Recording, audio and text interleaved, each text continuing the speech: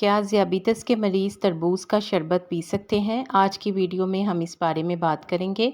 मौसम गर्मा के आते ही तरबूज हर किसी का पसंदीदा फल बन जाता है और इसके शरबत के भी कई जगहों पर स्टॉल लगे होते हैं।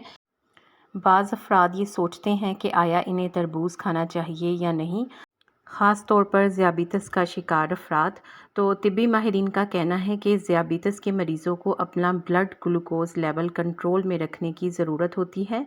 इसके साथ ही तरबूज खाना ज़ियाबितस के मरीज़ों के लिए मुफीद है, लेकिन इसकी मिकदार का भी लिहाज रखना चाहिए, यानी बहुत ज़्यादा मिकदार में नहीं खाना।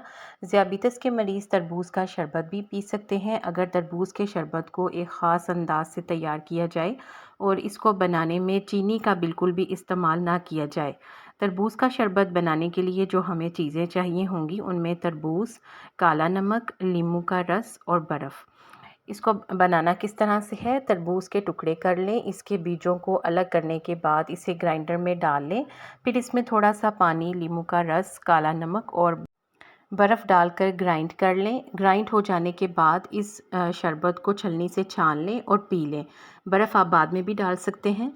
तरबूज़ का शरबत पीते हुए इसकी मिकदार का भी लिहाज रखना बेहद ज़रूरी है, यानी बहुत ज़्यादा मिकदार में ना पिया जाए। उम्मीद करती हूँ कि आपको शरबत बनाने की ये तरकीब अच्छी लगी होगी, तो वीडियो को लाइक कर दें और मज़ीद इस किस्म की मालूमाती वीडियोज़ के लिए चैनल को सब्सक्राइब करके घंटी का बटन दबा दें।